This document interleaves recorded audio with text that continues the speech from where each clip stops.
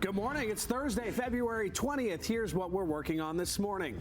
Advance voting in the Ontario election opens today as party leaders continue to make campaign stops around the region. There are 5 more confirmed cases of measles in Norfolk County. And we'll take a look at Daisy Ridley's new action thriller, Cleaner. We're hearing reports of an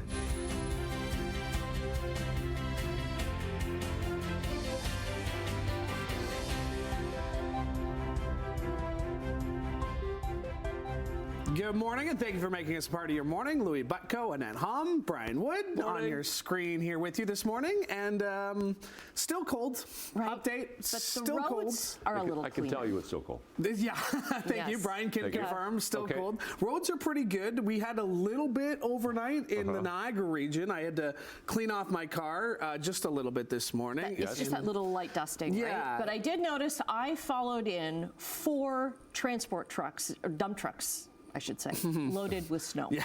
Now, where they're going, I don't know.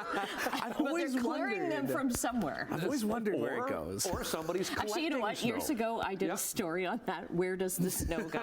You know what the bottom line is, Lou? It melts. It melts. Yeah, thank you. Yeah, Eventually. Okay. If you don't want to shovel it, just wait till spring and it'll melt. That's all you have to do. But yeah, we are getting more snow today. Okay, I heard that, but also the last few days in your long-range forecast, we've seen some things on the plus side.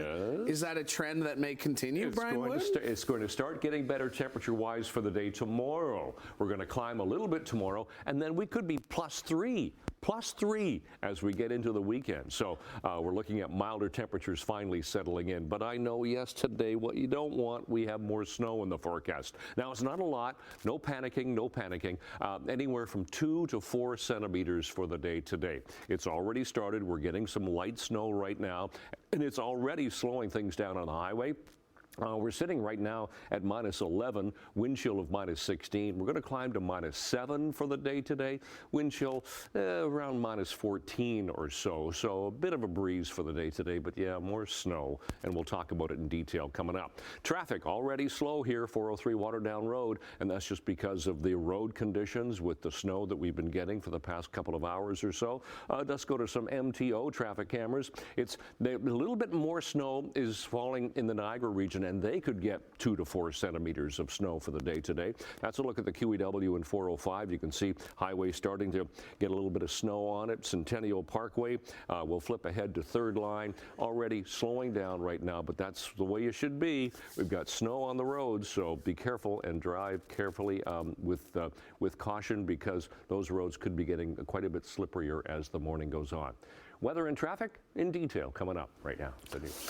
All right, thank you, Brian. Advanced voting polls open today in Ontario with 1 week left until the provincial election. Simone Gavros joins us live from one of the advanced polling locations in Hamilton at the Dundas Lions Memorial Community Center. Hi, Louis. Well, yes, advanced polling opens today at a number of locations across Ontario, including right here. And you can see that the signs are already listed up on the windows here, letting people know that if you are eligible to vote in Ontario, you can come out and vote early today. Now, voting is available for early voting from today until Saturday, and you can vote between 10 a.m. and 8 p.m. And you also likely have received the voting information in the mail, just to give you a rundown of all the guides you need to know in order to vote. Now, voters who registered to vote will receive a voter information card in the mail from February 17th to 22nd.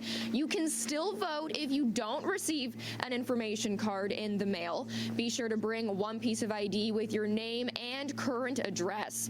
You'll then vote for your chosen candidate based on your electoral district. Now, Ontario's main party leaders are continuing on the campaign trail today. The Green Party is the only party to have released a full platform so far. PC leader Doug Ford's spokesperson says their party will release a platform in the coming days, despite Ford's notable absence from the campaign trail over the last 9 days. Liberal leader Bonnie Crombie says much of her policy has been released, but her team is working on the costing of the platform. And NDP leader Marit Stiles says she will have a fully costed platform, but she didn't indicate when. Now, across Hamilton, you can vote early at a number of areas, including Hamilton Central Library, the Hamilton Wentworth District District School Board Education Center, McMaster, Ancaster Fairgrounds, and Valley Park Community Center, just to name a few. And over in Burlington, you can head to Aldershot Arena, Burlington Center, Mountainside Rec Center, and the Royal Canadian Legion. Now, of course, there's a number of other early voting locations across our region. We are going to have that full list available for you on our website at chch.com. And of course, here on CHCH, we're going to have the full breakdown of the election coverage on Election Day next week on February 27th. That starts at 9 p.m. For now, Annette, back over to you. Thanks very much for that. Still with the election, candidates for 2 Hamilton ridings debated key issues last night. In Hamilton East Stony Creek, the Progressive Conservative candidate is Neil Lumsden. The Liberal candidate is Heino Dosing. Zegna Butt is running for the NDP, and the Green Party candidate is Pascal Marchand. Now, the Liberal candidate questioned the NDP's record over the past 7 years, and that led to a heated exchange.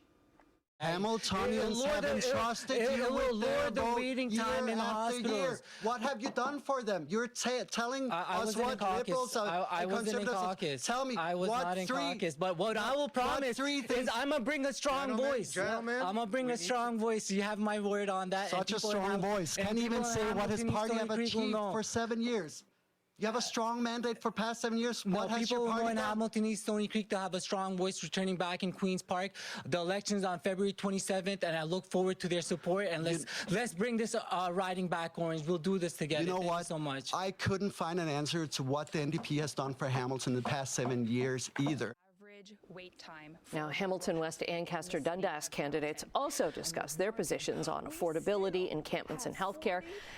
By the way, we should note that the PC candidates for last night's debates, both of these, did not participate. You can watch the full debate. It's at our website, chch.com. Hamilton police say they have taken down a large auto theft ring that was reselling stolen cars locally and shipping them internationally. At night, crews would steal autos and load them into shipping containers. Most were shipped to Montreal and destined to be exported to Ghana, Iraq, and the United Arab Emirates. Investigators say 232 vehicles were stolen by a group of 7 men between the ages of 19 and 43 from Niagara Falls, Haldimand, Burlington, and Hamilton. In addition, police executed search warrants at businesses, including Apex Auto Recyclers in Niagara Falls, who they allege were facilitating the export of stolen cars. Police say the stolen vehicles were sometimes revinned for resale locally, and other times the cars or parts were shipped overseas. Over the course of the investigation, police were able to recover nearly 88% of the stolen vehicles, either whole or in parts.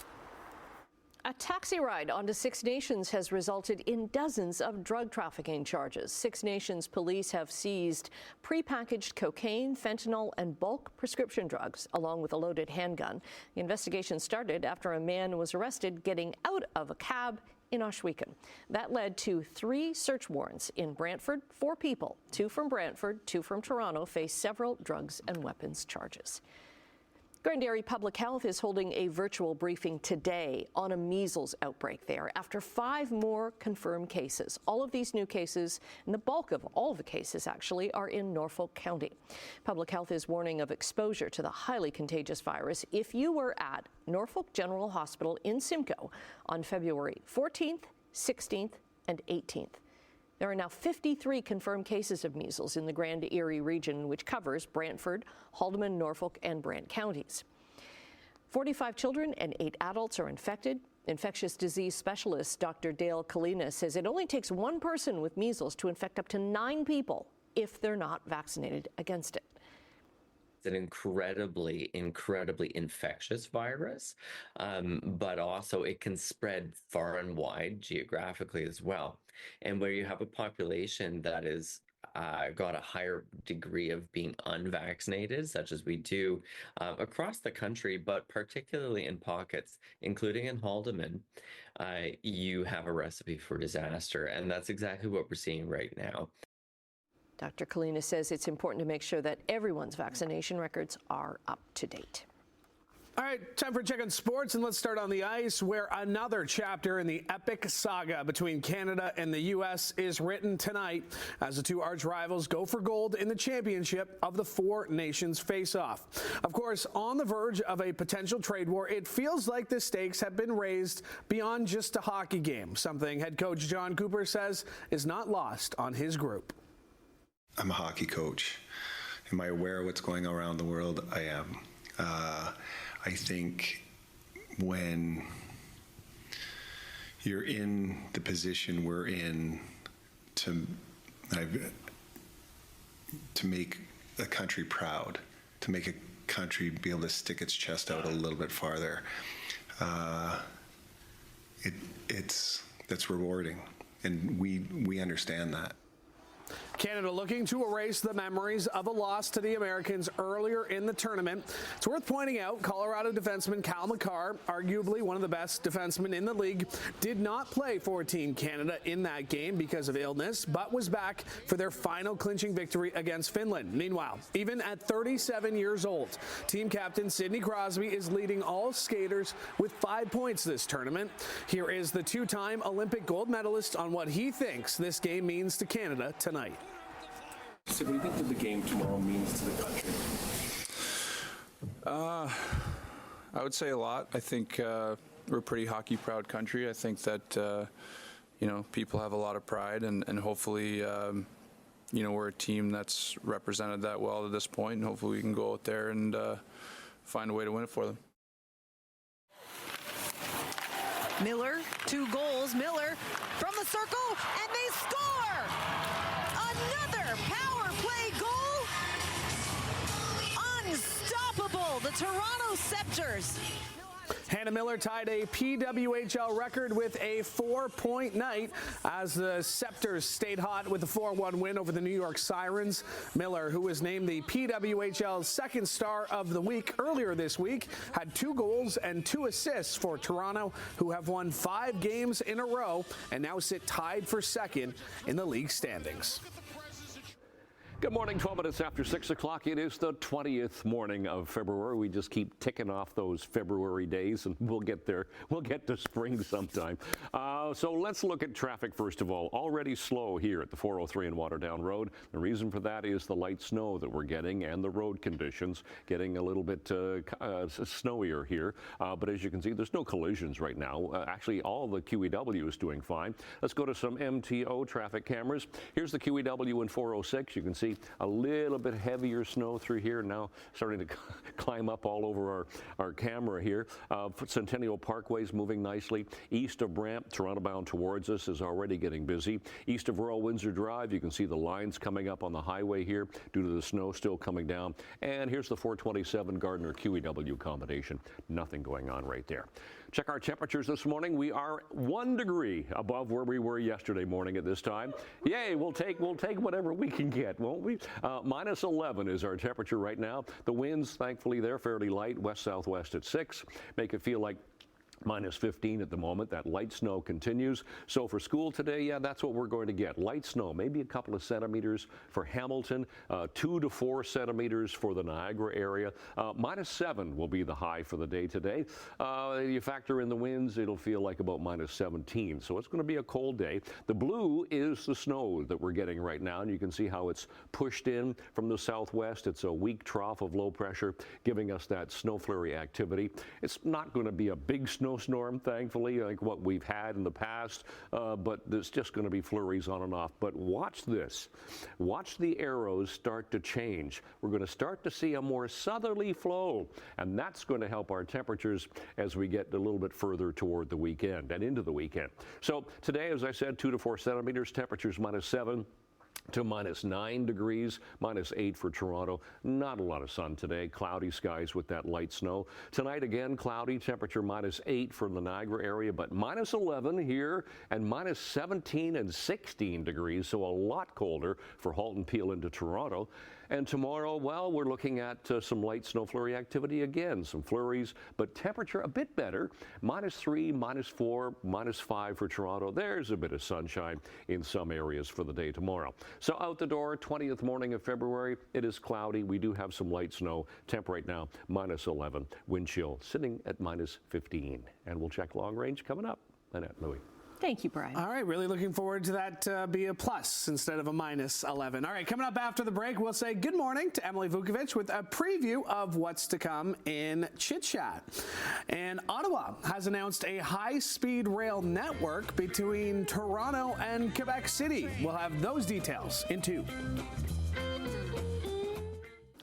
All right, let's say good morning to Emily Vukovic. Good morning, Emily. What do you have coming up on Chit Chat? Hi, good morning. Well, we've got a trailer for a thriller that I would never do. If there's like one job in the world, window cleaning on skyscrapers is something I would never do, but that's kind of the basis of this movie. It's called Cleaner. Sounds exciting.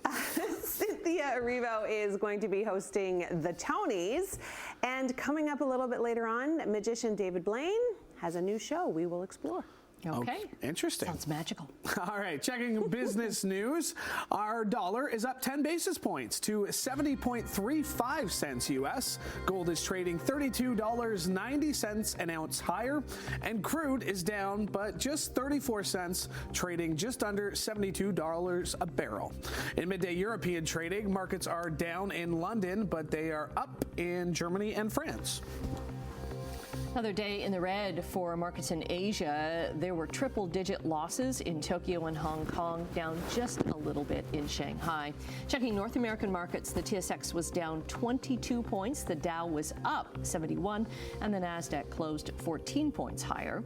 U.S. stock futures are down this morning as investors digest signs that the U.S. Federal Reserve is unlikely to cut interest rates anytime soon.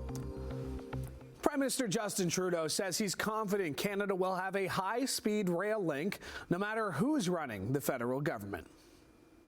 A reliable, efficient, high-speed rail network will be a game changer for Canadians, slashing travel times by half, getting you from Toronto to Montreal in 3 hours.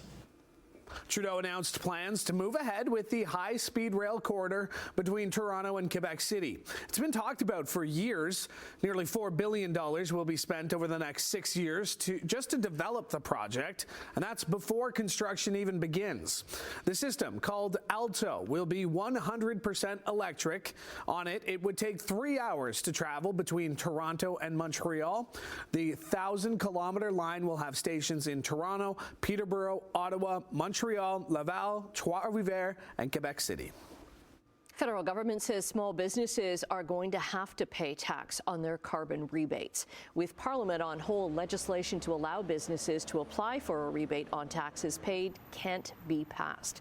Businesses without a large carbon footprint pay the carbon price on fuel inputs, the same way that individual consumers do, through buying gas or heating and powering their offices. Well, in November, the then Finance Minister, Chrystia Freeland, declared that those rebates would be tax-free for small businesses. But the legislation for that didn't happen. Canadian Tire is selling its Helly Hansen brand to a U.S. owner for close to $1.3 billion. The sportswear line will wind up in the hands of Contour Brands, which also owns Wrangler, Lee, as well as Rock and Republic. Canadian Tire says the sale is a way to increase its focus on its Canadian retail portfolio. The multi-year supply deal will allow Canadian Tire and its brands to continue to sell Helly Hansen products. Canadian Tire bought Helly Hansen for approximately $1 billion in 2018. Loblaw is set to open 80 new grocery stores and pharmacies this year. This is part of a $10 billion 5-year expansion plan. About 50 of these new stores will be discount grocers. Loblaw also plans to renovate more than 300 stores and is working on a new distribution center in East Gwillimbury, Ontario. Construction on that started 3 years ago, actually. Loblaw has been trying to shift operations to discount shopping because of inflation and higher interest rates. So I know there's one of those discount brand stores in St. Catharines. Have you been to it I yet? haven't been yet. I think it's the lack of a meat department that kind of throws me off. Okay, yeah. Yeah, because I like some, fresh meat. I didn't know how to say that. I didn't know how to say that. We're going to take a break. Brian will be back with I didn't know traffic what to say. and your 7-day forecast. You've gone into puppy voice I didn't now. know what to say there. 624, good morning. Collision now on the QEW. This is the QEW, the cameras at here, Ontario. So you're looking at Toronto-bound lanes away from us, Niagara-bound lanes coming towards us. It's a multi-vehicle collision here. Looks like we've got a number of left lanes blocked through there, about one right lane getting through. So that's causing a backlog as you go back to Cooksville Creek and toward Cawthra. So that's the westbound or Niagara-bound lanes of the QEW, a collision right there. Emergency crews are there on the scene. Seeing some snow mounting up here at the QEW and Highway 405, snowing a little bit heavier through here.